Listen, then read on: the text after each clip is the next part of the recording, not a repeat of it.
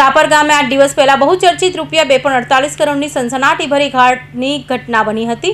આ ચકચારી ગુનાનો ભેદ ઉકેલવામાં રાજકોટ ગ્રામ્ય પોલીસને મોટી સફળતા મળી છે।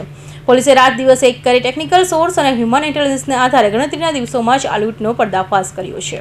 રાજકોટ પોલીસ છેક મધ્યપ્રદેશ સુધી જઈ ત્યાંના તેજરિયા ગામમાંથી આ ધાડને અંજામ આપનાર 3 ડેટા શખ્સને ઝડપી પાડ્યા છે। પકડાયેલા આરોપીઓ પાસેથી પોલીસે 41 લાખની રોકડ રકમ, સોનાના દાગીના તેમજ લૂંટાયેલી કિંમતી એન્ટી રાઇફલ પણ કબજે કરી લીધી છે। સાપર ગામે રહેતા જીતેન્દ્રસિંહ જાડેજા નામના વૃદ્ધના ઘરમાં ઘૂસી હથિયારધારી લૂંટારાઓએ કરોડોની મત્તા પર હાથ સાફ કર્યો હતો। ઘટનાની ગંભીરતાને જોતા રાજકોટ ગ્રામ્ય પોલીસ વડાની સૂચનાથી અલગ અલગ ટીમો તપાસમાં જોતરાઈ હતી। તપાસ દરમિયાન પોલીસને કડી મળી હતી કે લૂંટારાઓ ગુનો આચરીને મધ્યપ્રદેશ તરફ ભાગી ગયો છે, જેને આધારે એક વિશેષ ટીમ એમપી રવાના કરવામાં આવી હતી અને સ્થાનિક પોલીસની મદદથી ઓપરેશન હાથ પાર પાડી 3 આરોપીઓને દબોચી લેવામાં આવ્યા હતા।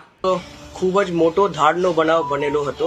એ ધાડનો બનાવ એવી રીતનો હતો કે ત્યાંના જે જૂના રાજવી પરિવાર છે એમાં જે જીતેન્દ્રસિંહ જાડેજા જે ભોગ બનનાર છે એ પોતાના મકાનમાં એકલા સૂતા હતા અને રાતે જે છે એના કહેવા મુજબ 6 થી 8 લોકો ત્યાં આવ્યા અને આવીને જે છે એને બાય ફોર્સ સાઈડમાં બેસાડી અને નાની મોટી ઈજા કરીને ત્યાંથી એમના પૈસા અને દાગીના અને સાથે જે છે એનો લાઇસન્સ વેપન જે રાઇફલ હતી એ લઈને જતા રહ્યા હતા।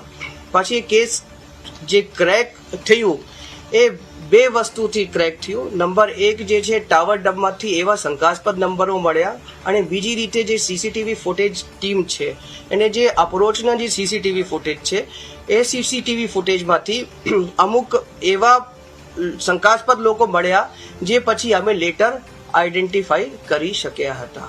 પછી આ અનુસંધાને જે છે આ અમુક આરોપીઓની લોકેશન જે છે દાહોદ બાજુ આવતી હતી, તો જે છે અમુક ટીમો જે છે ત્યાંથી રવાના થયેલી હતી। ત્યાં જે છે ત્યાં દાહોદમાં જે છે Panchmahal Godhra range DIG madam SP Dahod અને એમની ટીમે પણ રાજકોટ પોલીસે ખૂબ જ સરસ જે છે સારો જે છે સહકાર આપેલો હતો। જે છે 3 આરોપી જે છે આ રાજકોટ પોલીસ એ ધરપકડ કરી છે। એ આરોપીનું નામ હું બતાવું છું।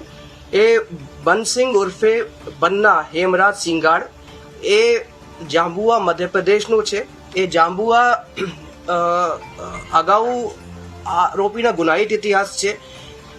તેઓ જે છે જાંબુઆ અને અજમેરા પોલીસ સ્ટેશન ધાર જિલ્લામાં છે। ત્યાં જે છે આ ધાડ અને ધાડની કોશિશના ગુનાઓના આરોપી છે। જે શેતાન દિવાણભાઈ જે આપણે જે બીજા અટક થયેલા આરોપી છે એ ગરબાડા દાહોદના છે। એના ઉપર જે છે કુલ 7 જેટલા પ્રોહિબિશનના ગુના છે। અને જે ત્રીજા આરોપી જે પકડાયા છે એ આરોપીનું નામ છે દિનેશ શેતાનભાઈ પરમાર, જે ગરબાડા દાહોદના છે અને એના ઉપર પણ 2 પ્રોહિબિશનના ગુનાઓ દાખલ છે।